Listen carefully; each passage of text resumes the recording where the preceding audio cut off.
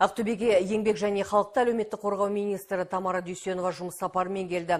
Министр бірқатар әлеуметтік мекемелерді аралап, өңірде жаңа бағдарлама аясында атқарылып жатқан міндеттерді саралады. Жұмыссыз азаматтарға мемлекет тарапынан беріліп отырған қолдау туралы жеткізді. Қызметі автоматтандырылған ауыл әкімдіктерінің мүмкіндігін көрді.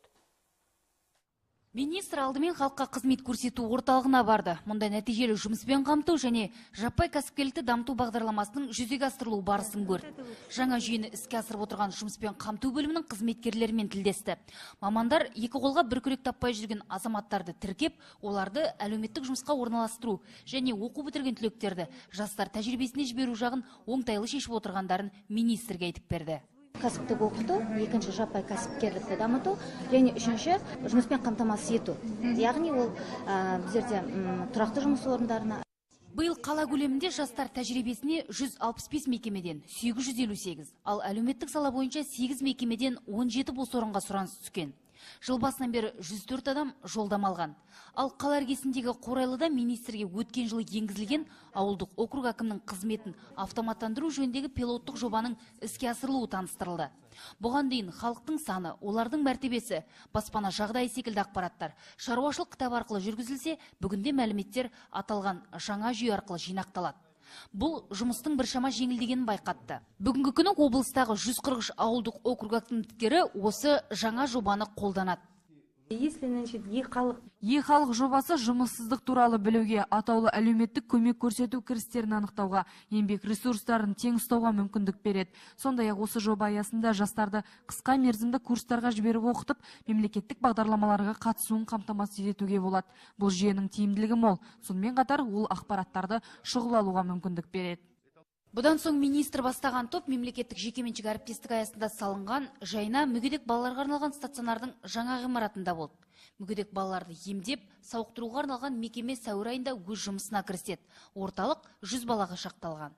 Бұл психоневрологиялық мүмкіндігі шектеулі балаларға арналған деп отыр ғой. Бізге 18 жасқа дейін беріп отыр ғой. Бұл 18 жасқа жаңағы балдарды біз тәрбиелеген уақытта оларды еңбекке баулып, өздерін нандарын тауып жейтіндей дәрежеге жеткізу. Біздің алдағы мақсатымыз осы. Ал аналар мен балаларға арналған дағдарыс орталығында отбасында зәбір көрген әйелдер, жақындарын жоғалтқан балалар, мүгедектер, жалғыз басты аналар уақытша тұрады.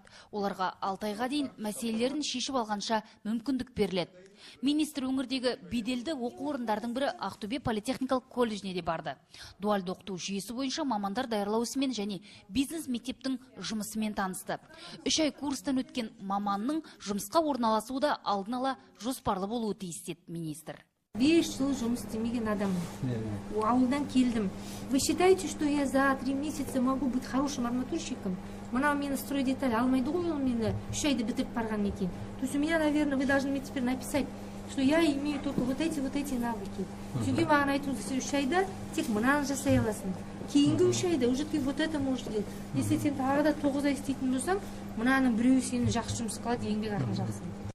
Колледждің материалдық базасын көріп, оқу процесі жүріп жатқан бірнеше кабинетке кірген облыс басшысы кадрларды еңбек нарығындағы нақты сұранысқа сай даярлау керек екенін ескертті. Каспий нефтіге бара берсе, бұл уже үйренеді. Уже 4-ші курста барғанда, жаңа Тамыркасы сұрап тұрғанда, ол қай жұмысқа барасың? 4-ші курсқа барған кезде, мына директор уже ана Каспийдің бастығымен келісу керек. Ертең, мына ұнай ма Қазбек саған? Ұнай. Онда сен ертең мына Қазбекті аласың. Давай мы с тобой заключим договор, что Қазбек ертең мына колледжді бітіргеннен кейін Каспий нефтіге жұмысқа келеді. Бұл уже білу керек, кім болып барады? Ну, примерно слесарь, зарплата 50 тысяч там и так далее. Вот. Сол кезде бұны Қазбекті жаңағыдай бас ауырмайды. Қазір бұны бас ауырыпты, қайда барады ертең, білмейді. Министрдің жұмыс сапары даму кәсіпкерлікті дамыту қорындағы кездесумен қорытындыланды. Жаппай кәсіпкерлікті дамытуға бағытталған бағдарламаның екінші бағыты бойынша атқарылып жатқан жұмыстарын көрді, бағасын берді. Несие алу, оған қабылданатын құжаттар, кәсіпкерлерге көрсетілетін қызмет сапасы да назардан тыс қалмады. Райгүл Еншібайқызы, Самат Қалекенов, Қазақстан, Ақтөбе.